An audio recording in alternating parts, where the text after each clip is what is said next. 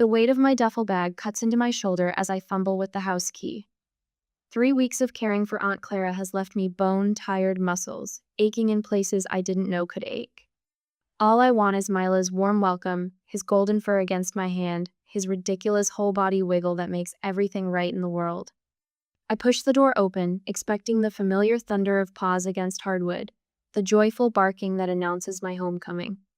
Silence. Milo? My voice echoes in the empty entryway as I set down my bags. Hey buddy, where are you?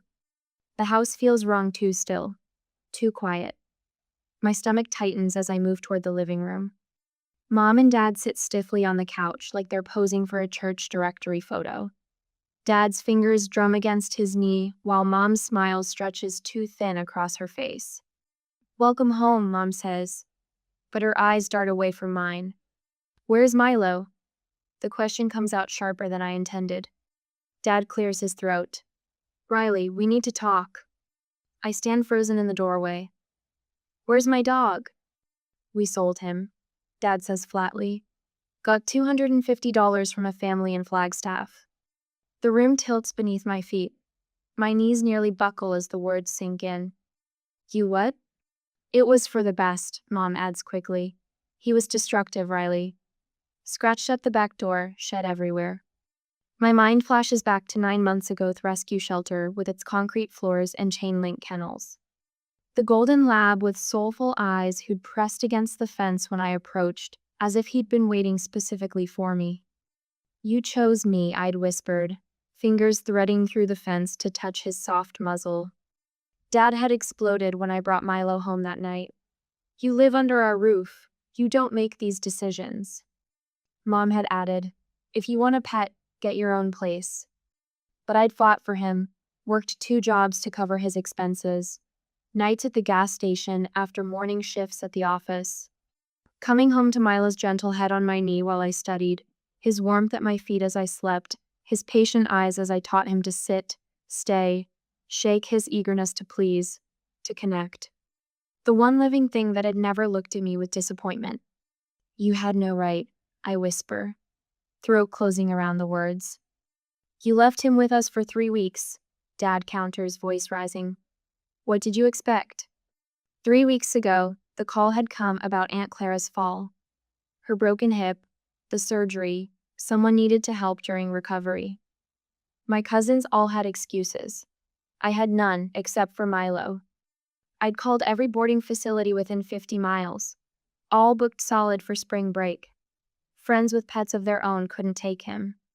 In desperation, I'd approached my parents with detailed care instructions. Feeding schedule, medication times, walking routes, even his favorite toys.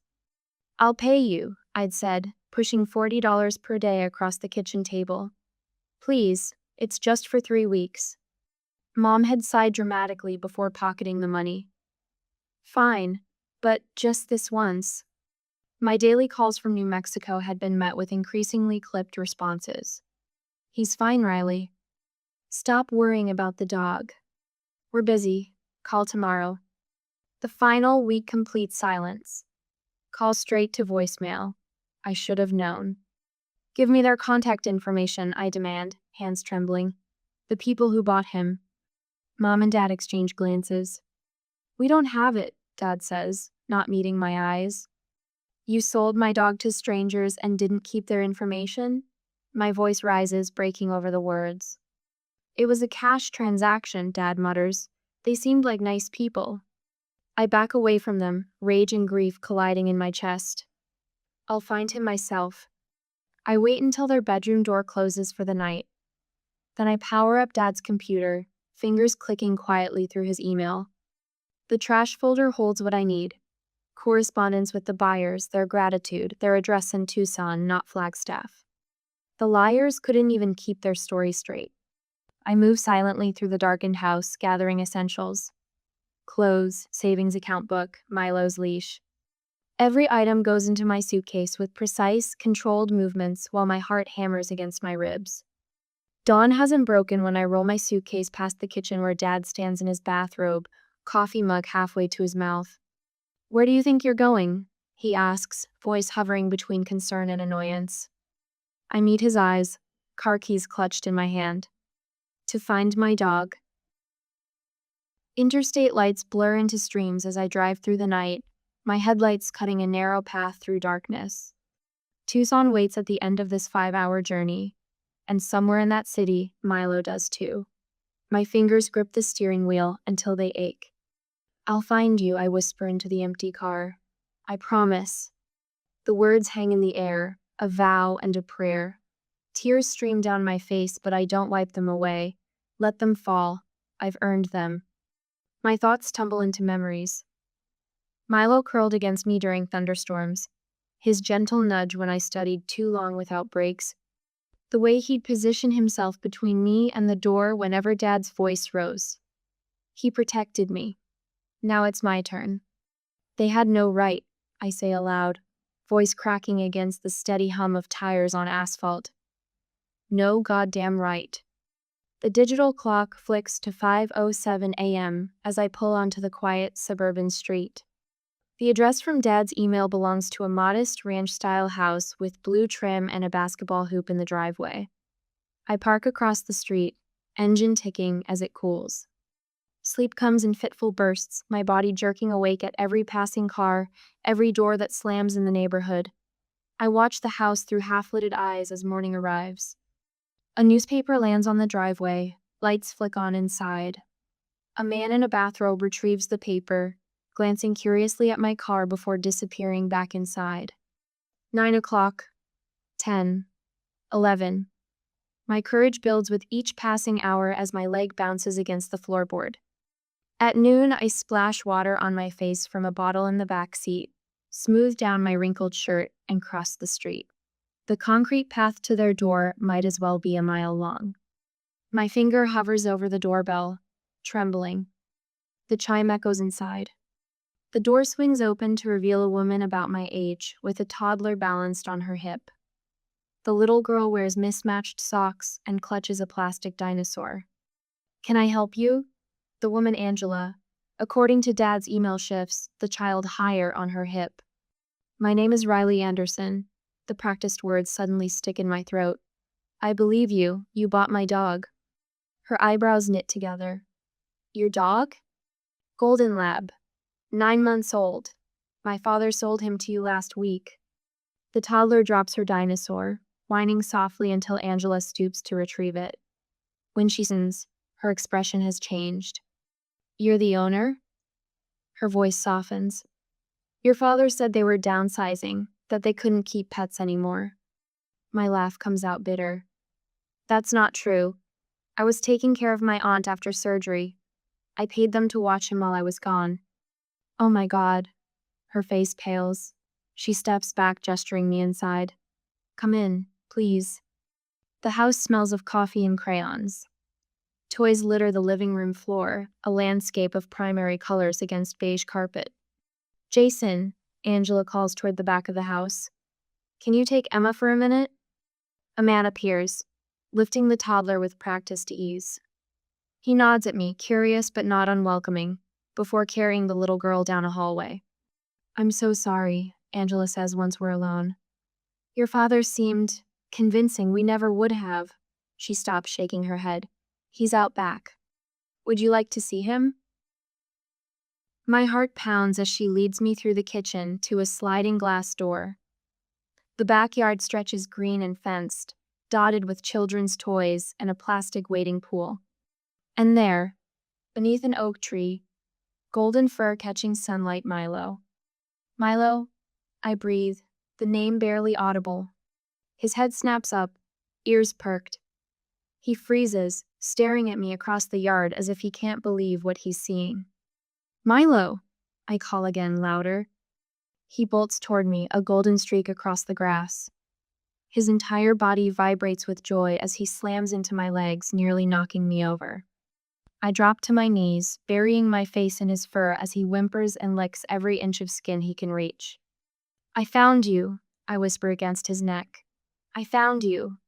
For the first time in weeks, I breathe fully, deeply, the weight lifting from my chest.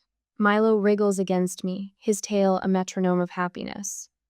Angela stands back, giving us space. We finally look up, Her eyes glisten with tears. I have the money, I say, reaching for my wallet. The $250 you paid plus. I added extra for taking good care of him. She accepts the folded bills reluctantly. He's a wonderful dog. While I clip Milo's leash to his collar, Angela kneels to explain to her daughter, now back in the kitchen. The little girl's face crumples in confusion, tiny fingers reaching toward Milo. Doggy go? Yes, sweetie, the doggy's going home with his real family. The drive away from Tucson passes in silence. Milo's head heavy on my lap as I stroke his ears. Only when the city disappears in my rearview mirror does reality crash into me. I have nowhere to go. Night falls as we drive, stars pricking the sky one by one. My bank account holds enough for maybe 2 weeks of motel rooms. My apartment lease won't allow me back without my parents' co-signature. I pull into a roadside motel that advertises pets welcome in flickering neon. The room smells of industrial cleaner and cigarettes, but Milo doesn't seem to care. He circles the strange space, sniffing corners before curling protectively around me on the sagging mattress. My fingers tangle in his fur as darkness settles. I have $400, a suitcase of clothes, and a golden lab who breathes steadily against me. It's everything I need. It's nothing at all. My last $20 buys Milo dinner and leaves nothing for mine. I watch him eat from the plastic dish on the motel floor, his tail swishing against the worn carpet. 3 weeks since I retrieved him from Tucson, and my savings account has dwindled to double digits. The motel manager gave me until tomorrow. We'll figure something out, buddy. My stomach growls as I scratch behind his ears. He looks up, eyes liquid with trust that twists my heart. The phone rings 4 times before Amber answers. My oldest friend since 5th grade, the one person who might not hang up. I need a place to crash. The words scrape my throat raw. Just for a few days. The silence stretches so long I think she's hung up. You still have that dog? Her voice drops to a whisper. Rick's allergic. I'll keep him outside. Please, Amber. Another pause. 3 days max. And the dog stays in your car. Night temperatures still dip into the 40s. I nearly refuse, but my credit card maxed out yesterday. Thanks. I'll be there in an hour.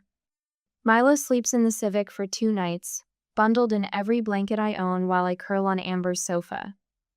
The 3rd morning, Rick's pointed glances at his watch tell me the couch is needed elsewhere. I walk Milo before dawn, letting him stretch his legs while planning our next move.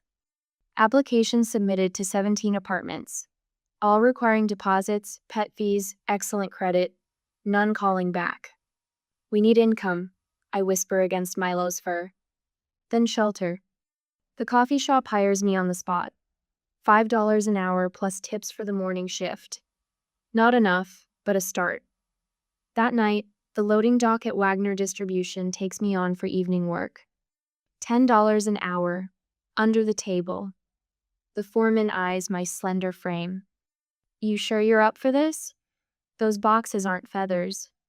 I hoist a 50-pound carton to shoulder height. I'm stronger than I look. Between shifts, I sleep in the car with Milo. 30-minute naps in parking lots.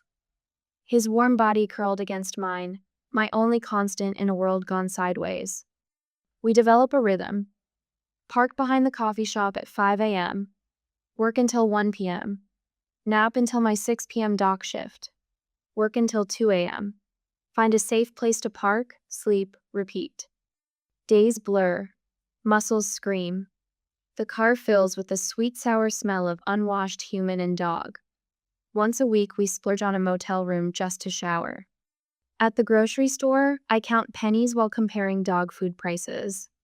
The premium brand costs double the generic, but Milo's had stomach issues since Tucson. I return the apple I grabbed for myself and buy his food instead. 6 weeks into this half-life, a wrinkled index card on the coffee shop bulletin board catches my eye. Room for rent. $300 month. Utilities included. The address leads to a craftsman-style house with peeling paint but intact windows. A gray-haired woman opens the door before I knock, her eyes narrowing at Milo sitting patiently beside me. Ad didn't say anything about pets. Her mouth puckers like she's tasted something sour. He's quiet, housebroken. I'll pay extra. She studies us both. How much extra? $60. Her eyes soften slightly. You're living in your car, aren't you? The truth sticks in my throat, but I nod. First and last month up front, and the dog stays off the furniture. The room barely fits a twin mattress. One small window looks out at the neighbor's brick wall. The closet door hangs from a single hinge, but it has a lock, a ceiling fan, and most importantly, a floor where Milo can sleep beside me. That first night, we both circle the space cautiously. Milo sniffs every corner before settling at the foot of my mattress, his body curved protectively around my feet. I stare at the unfamiliar ceiling, listening to his steady breathing. We made it, I whisper. For the first time, I sleep until morning. Our ritual becomes sunrise walks around the neighborhood, coffee shop at dawn, quick meal from my lunch cooler, loading dock at dusk, late dinner together in our tiny room. Exhaustion becomes normal. The ache in my shoulders a constant companion. But Milo's food bowl stays full, and the roof stays over our heads. The receptionist position at Tri-State Logistics pays $3 more per hour than the coffee shop. I wear my only decent outfit to the interview, picking dog hair off the sleeves in the parking lot. You have customer service experience? The HR woman eyes my resume. 2 years at Starbucks during college. I don't mention the last 6 weeks. I'm organized, detail-oriented, and I learn quickly. A week later, I turn in my coffee shop apron. One full-time job instead of 2 part-time ones means regular hours, benefits, and most precious of all time with Milo that isn't spent half asleep. James from accounting stops by my desk the 3rd week. Tall, with salt and pepper at his temples despite being only 35. There's dog hair on your sweater. He points to my sleeve with a slight smile. Golden retriever? Lab mix, I say cautiously. How did you know?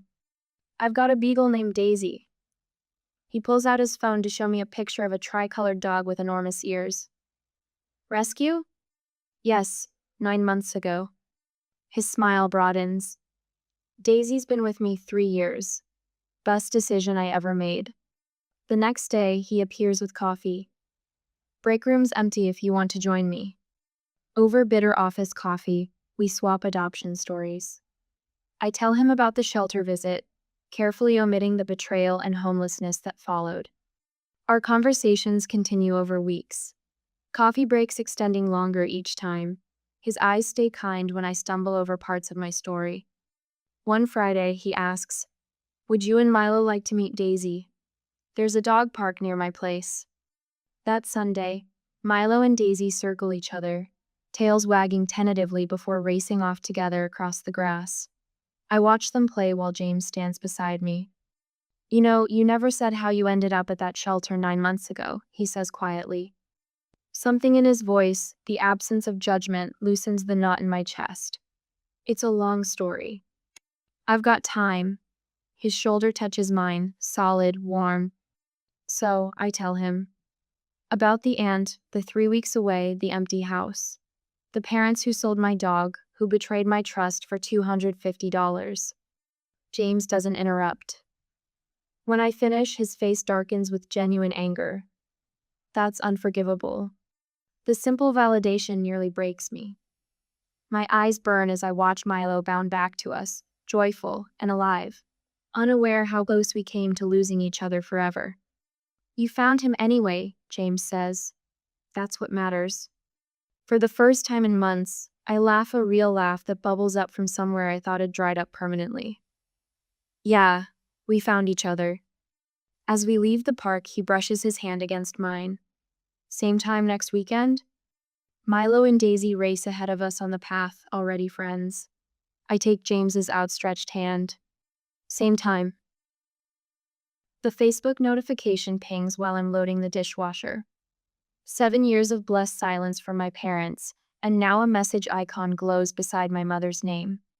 My hands freeze, water dripping onto the kitchen floor. It takes 3 tries to tap the screen with suddenly clumsy fingers. We saw the kids in Lisa's photos. They're beautiful. We'd like to meet our grandchildren. My lungs forget how to work. The room shrinks around me, walls pressing in as my heart hammers against my ribs. Cousin Lisa, family photographer, who apparently hasn't honored my privacy settings request. Riley? James appears in the doorway, dish towel in hand. You okay? You look like you've seen a ghost. The phone slips from my fingers, clattering on the counter. They found us. For 3 days, the message hovers over our home like storm clouds. I catch myself checking my phone at odd hours, scrolling through the brief text as if the words might rearrange themselves into something less threatening. Milo, now gray-muzzled and arthritic, senses my distress and refuses to leave my side. You don't have to answer, James says on the 3rd night, his hand warm against my shoulder. Yes, I do. My voice sounds hollow in our darkened bedroom. If I don't, they might just show up. My carefully crafted response takes an hour to write, delete, and rewrite. I'd prefer to talk by phone before discussing any meetings. Tuesday, 7 p.m. No pleasantries, no excess words they could misinterpret as eagerness. Tuesday evening arrives with the weight of a funeral. The children are tucked safely at James's mother's house. I've rehearsed what to say, practiced maintaining boundaries without hostility. James sets his laptop on the kitchen table, ready to work but within earshot if I need him. My father answers on the first ring. Riley, we were beginning to think you'd never respond. It's good to hear your voice, my mother chimes in, her tone candy sweet. Tell us about the children. Caleb must be, 5 now, and little Nora? I offer minimal details, waiting for the real conversation to begin. It takes exactly 6 minutes. You know, we've been very patient, Mother says, her voice shifting from syrup to vinegar. Most grandparents wouldn't wait years to meet their own flesh and blood. You left us no choice about the dog, Father adds, as if reading from a script they've rehearsed. You shouldn't have expected us to care for your pet for 3 weeks. We had lives too. His name is Milo, I say, the old anger flaring hot beneath my breastbone, and he's been with me for over a decade now. A pause, then Mother's voice drops into the register she used when I was a child and had disappointed her. Really, Riley? Still holding on to that grudge after all this time? You have children now. That changes things. We have a right to know our grandchildren, Father declares, the familiar edge of command in his voice sending ice down my spine. Your mother knits them blankets every Christmas, did you know that? Christmas with presents they never receive. I press my palm flat against the counter, steadying myself against the wave of guilt. James looks concerned, but I shake my head slightly. I'm not ready for this, I finally say, each word deliberate and quiet. Father's voice rises instantly. Not ready? You've had 7 years. We've been more than patient. Mother's calculated sniffling begins. If you won't be reasonable, we have options too. We can pursue grandparent rights, the courts recognize. The word courts hits like a physical blow. I set the phone down, ending the call mid-sentence. The kitchen falls silent except for the hum of the refrigerator and my ragged breathing. James is beside me in an instant, arms encircling me without words. Milo whines softly, pressing his graying muzzle against my leg. Within the hour, I've blocked them on every platform. Urgent texts fly to family members Lisa, Aunt Clara, cousins requesting no photos or information about our children be shared. James doesn't question my frantic energy as I create private accounts for the kids' school photos. The next morning, James installs additional security cameras while I make calls to our family lawyer just in case. Milo shadows me from room to room, his arthritic gait unable to keep him from his self-appointed guardianship. At night, after tucking dinosaur sheets around Caleb and kissing Nora's forehead beneath her mobile of butterflies, I sit alone in our darkened living room. Milo's heavy head settles on my lap, his brown eyes reflecting the same steadfast devotion that saved me once before. We'll be okay, I whisper, more to convince myself than him. They can't take this from us. but my hand trembles as I stroke his fur, and the tears I've held back all day finally fall. The brown box sits on my kitchen counter. Return address unfamiliar but postmarked from my hometown. No announcement preceded it. No warning call. My fingers hesitate on the packing tape, half expecting legal papers inside some new angle on the grandparent rights threat. James watches from across the room, arms folded. Want me to open it? No. I grab scissors and slice through the tape in one decisive cut. Inside, beneath layers of tissue paper, lies fabric soft blues and golds folded with precision. As I lift it, the quilt unfurls like a flag of surrender. Golden retrievers dance across meticulously stitched squares, one unmistakably my loath white chest patch, the slightly bent left ear. My breath catches. A plain white card flutters to the floor. James picks it up, reads aloud. Freely, no strings attached. I run my fingers over the tiny stitches. Hundreds of hours of work. My mother's arthritis must have screamed through every inch of this. The detail in Milo's eyes, she captured the exact amber brown. The careful reproduction of his collar. She remembered his collar. I whisper, throat tight. A tear hits the quilt before I realize I'm crying. Stupid, unwelcome tears. I swipe them away, angry at my own weakness. Are we responding? James asks 3 days later, coffee mug suspended halfway to his lips. The quilt now drapes across our couch. The children have claimed it already, Caleb building forts beneath it, Nora pointing to each dog saying Milo, Milo, Milo, though she never met him. I think we should acknowledge it, I say. No invitations, just acknowledgement. That evening, I select one photo from my phone, Milo, sprawled on the playroom floor, Caleb using him as a pillow, Nora's tiny hand buried in his fur. I print it right on the back. Thank you for the quilt. It's beautiful. No signature needed. James drops the envelope in the mailbox on his way to work. The simple act of response lifts something inside me, like setting down a heavy suitcase I've carried for miles. 2 weeks pass. Then 4. No barrage of calls, no ambush visits. For the first time in years, I think of my parents without my stomach twisting. The letter arrives on a Thursday. Dad's handwriting on the envelope, still the same perfect cursive from years of drafting architectural plans. 3 full pages inside, blue ink pressed deep into the paper like he had to force each word through a barrier. I take it to our bedroom, close the door.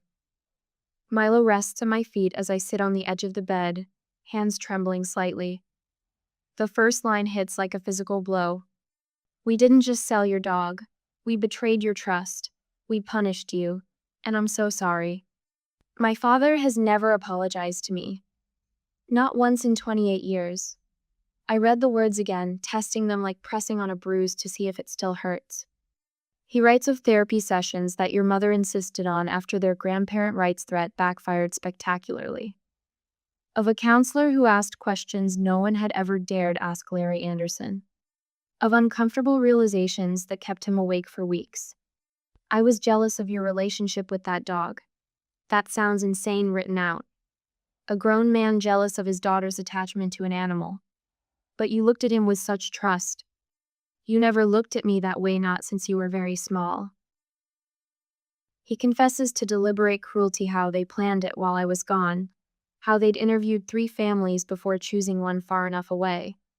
We told ourselves we were teaching you responsibility. The truth was uglier. We wanted to hurt you like we felt hurt when you chose something else over us. The letter ends without requests. No plea to see the children, no bid for forgiveness. Just truth finally spoken after a decade of silence. I read it 4 times. Each reading stings less than the one before. Our first video call happens on a Sunday afternoon. The children dart in and out of frame, curious but not commanded to perform. My mother asks about James's promotion. My father inquires about our garden. 20 minutes in, Dad clears his throat. How's Milo doing? He must be getting up there in years. The question isn't performance. He remembered Milo's age. He acknowledged him as a continuing presence in our lives. Arthritis in his back legs, I answer. Still enjoys his morning walks, just shorter ones now. We arrange to meet at Patterson Park the following month, neutral ground, 1 hour. They ask permission before sending small gifts for the children's birthdays. They call ahead before every contact. At our third park meeting, Milo comes along. My father kneels despite his bad knee, offers his hand palm up for sniffing. Milo, who never forgot a cent in his life, examines him carefully before giving a single tail wag, not forgiveness. Exactly, but acknowledgement. We're building something I never expected, not the restoration of what was broken, but something new constructed from honest materials. It resembles respect more than traditional family bonds. My boundaries remain firm, their navigation careful. He saved me. I tell them one afternoon, watching Milo doze in a patch of sun. Not just when you sold him, every day after. My mother nods, eyes damp. My father stares at his hands. Some wounds never fully heal, but they can transform into something else, a scar that maps the journey, a reminder of what was lost and what was found along the way. The gray in Milo's muzzle catches the morning light. 10 years and 8 months old now, he moves with the deliberate caution of a senior statesman. His golden coat has dulled with age, but his eyes still flash with recognition when I enter a room. "Come on, old man," I whisper, helping him navigate the 3 porch steps. What once took seconds now requires a full minute of careful maneuvering. Our walks have shortened from 3 miles to 1, then to just the length of our street. The orange prescription bottles line our kitchen counter like tiny soldiers. Rimadyl for arthritis and Elapril for his heart, supplements for his kidneys. James jokes that Milo has better health care than most humans. Caleb, now 7, has taken to reading Milo's pill schedule aloud each morning. 5-year-old Nora insists on refilling his water bowl, standing on tiptoes to reach the sink. They've absorbed these rituals of care without complaint, watching me measure doses with the precision of a pharmacist. The unexpected happened 3 months ago. Dad volunteered to drive us to Milo's cardiology appointment when James couldn't get off work. Mom has started bringing homemade dog biscuits without gluten or preservatives. Small offerings accepted with cautious gratitude. Then comes the Tuesday when Milo refuses breakfast. His water bowl sits untouched all day. By evening, he lacks the strength to lift his head when I call his name. James finds me on the kitchen floor at midnight, phone in hand, Milo's head in my lap. "It's time, isn't it?" he asks, joining us on the cold tile. I nod, unable to form words. We gather in family council the next morning. Caleb's face crumples when I explain, but he nods with solemn understanding. Nora asks if dogs go to heaven, and I tell her the truth that love like Milo's can't simply disappear. The vet arrives at 3 o'clock on a perfect autumn afternoon. Golden light filters through our living room windows as we arrange ourselves around Milo on his favorite blanket, the faded blue one that still smells faintly of the motel where we lived after I found him in Tucson. Daisy lies unusually still beside him, her muzzle touching his paw. James sits cross-legged with Nora in his lap. Caleb positions himself at Milo's tail, one hand resting gently on his back. I cradle his head as the vet explains each step with gentle clarity. "He won't feel pain," she assures us. "Just peace." Milo's eyes find mine one last time, the same soulful gaze that chose me at the shelter 11 years ago. His breathing slows, then stops completely. The silence afterward feels absolute, sacred. The knock on our door the next morning reveals my parents standing awkwardly on the porch. Dad carries a small wooden box, hand-carved with paw prints along the edges. "For his collar," he says simply, passing it to me. "And anything else you want to keep." Mom moves silently to our kitchen, unpacking containers of lasagna, roasted chicken, fresh rolls. Dad takes the children to the park without being asked, giving me space to shatter in private. That evening, as we gather around the dinner table, Mom reaches across and takes my hand, her first genuine touch in more than a decade. "Tell me about him," she says. "What was he like when you first found him?" The stories spill out between bites: Milo's absolute terror of the vacuum cleaner, his habit of hiding socks under the couch, how he'd swim in any puddle larger than a dinner plate. Dad's unexpected laughter breaks through our tears when James describes Milo's hatred of the mailman's particular walking rhythm. 2 weeks later, I still wake to phantom sounds, the click of nails on hardwood, the jingle of his collar. I find Caleb placing dandelions beneath the maple tree, where Milo loved to nap. Daisy sniffs each room before settling, searching for her missing friend. The quilt Mom made hangs now in our living room, its stitched golden lab eternally frozen in mid-play. Each year on Milo's adoption day, we make donations to the shelter where I found him. It took losing Milo to understand how much love can come from unexpected places and how betrayal can come from those closest to you. Healing doesn't always mean forgetting. Sometimes it just means building something new from what remains.